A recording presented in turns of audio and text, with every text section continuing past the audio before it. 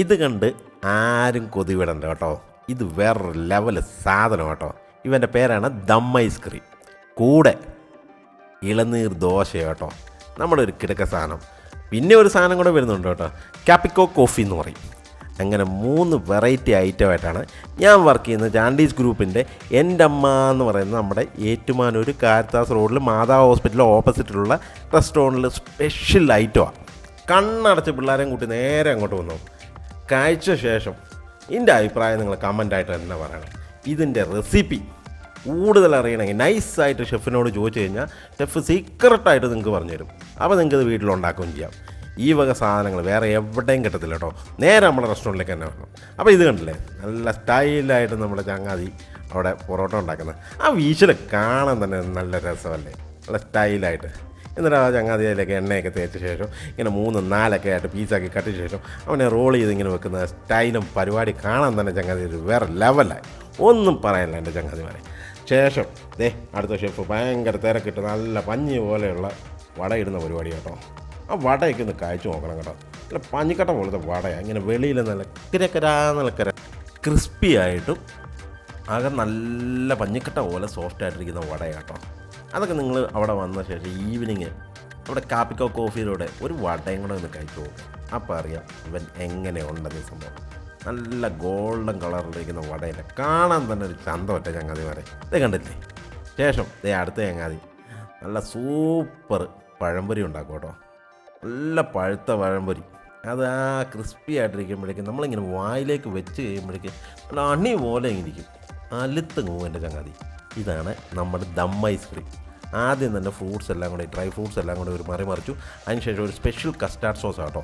അതെടുത്ത് അതിലേക്ക് ഒരു മറിച്ച ശേഷം കുറച്ച് ഫ്രൂട്ട്സ് ഇങ്ങനെ ചെറുതായിട്ട് അരിഞ്ഞ ഫ്രൂട്ട്സ് എടുത്ത് അതിലേക്ക് ഇട്ടു. അതിലേക്ക് കുറച്ച് ടൂട്ടി ഫ്രൂട്ടിയൊക്കെ ഇട്ട് കൊടുത്തു. എന്നിട്ട് അടുത്ത് പ്രൊളൈൻ ഇങ്ങനെ പൊടിച്ചതെടുത്ത് അതിലേക്ക് ഇട്ട് കൊടുത്ത ശേഷം കുറച്ച് സേമിയയും കൂടെ ഇട്ട് സെറ്റാക്കി.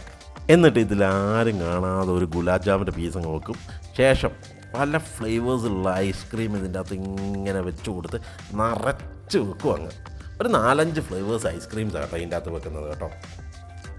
കണ്ടില്ലേ, അങ്ങ് നിറച്ചൊരു പരുവും രൂപത്തിലൊക്കെ ആക്കി ഇങ്ങെടുക്കും. ശേഷം അതിൻ്റെ പൊക്കത്ത് കുറച്ച് ടൂട്ടി ഫ്രൂട്ടിയും വാരി വിതറുന്നു.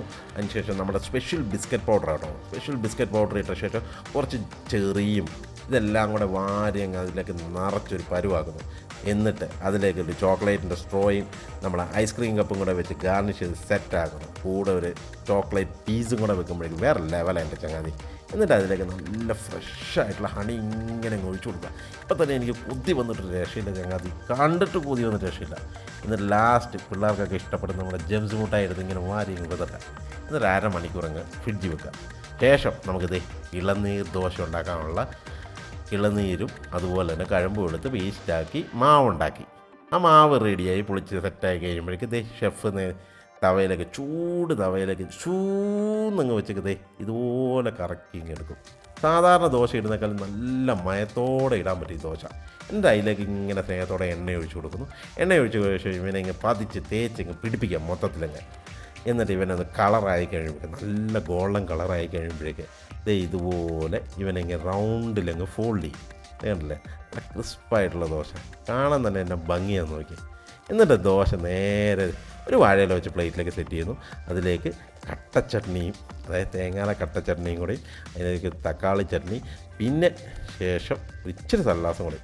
ഈ വക സാധനം ഒന്നും ഇല്ലേലും കുഴപ്പമില്ല, ഇത് നിങ്ങൾ ഡയറക്റ്റ് കഴിച്ചു നോക്കും. വേറെ ലെവലാണ് എൻ്റെ ചങ്ങാതി ആ തേങ്ങ ടേസ്റ്റൊക്കെ.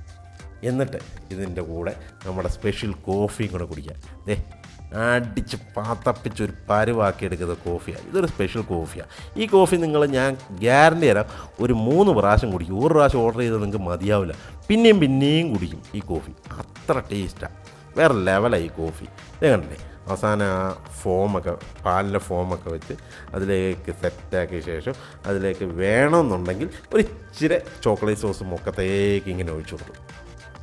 എന്നിട്ട് ആദ്യം തന്നെ നമ്മുടെ ദോശ വന്നു, ഇളനീർ ദോശ ഒരു പിടുത്തങ്ങ് പിടിച്ച് കഴിച്ച് കഴിയുമ്പോൾ ചങ്ങാതിയെ സന്തോഷം കാണുമ്പോൾ തന്നെ അറിയാം നമുക്ക് ആ ദോശയുടെ പെർഫോമൻസ് എങ്ങനെയുണ്ടെന്ന്.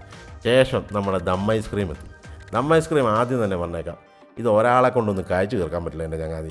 ഒരു 4 പേര് വേണം ഇതൊന്ന് പിടിക്കാൻ മൊത്തത്തിൽ. കാരണം ഒരാൾ മേടിച്ച് കഴിഞ്ഞാൽ ഇത് പരുവായിട്ട് നമ്മളവിടെ ഇരുന്ന് പോകും.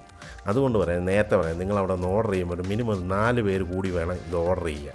എന്നിട്ട് നല്ല ഗീച്ചിക്കോ, ഒന്നും നോക്കണ്ട, കണ്ണടച്ച് പിടിച്ചോ. ശേഷം ലാസ്റ്റ് നമ്മുടെ സ്പെഷ്യൽ കോഫിയും കൂടെ ഒരു പിടുത്തം പിടിക്കുക. അത് ഞാൻ നിങ്ങളോട് കാര്യം പറയാം. ആദ്യം ഒരു ഗ്ലാസ് നിങ്ങൾ കുടിക്കും, പിന്നെയും നിങ്ങൾ ഓർഡർ ചെയ്യും. അത് കൂട്ടൊരു സാധനം ഈ സാധനം. എന്നായാലും ഈ സാധനമൊക്കെ കഴിച്ച ശേഷം നിങ്ങളുടെ അഭിപ്രായം കമൻ്റായിട്ട് രേഖപ്പെടുത്തണം.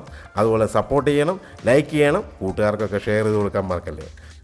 അപ്പോൾ ചങ്ങാതിമാരെ, വീട്ടുകാരെയും പിള്ളേരെയൊക്കെ കൂട്ടി നേരെ എൻ്റെ അമ്മ റെസ്റ്റോറൻറ്റിലേക്ക് ഓടിപ്പിടിച്ചു, ഒന്നും നോക്കണ്ട.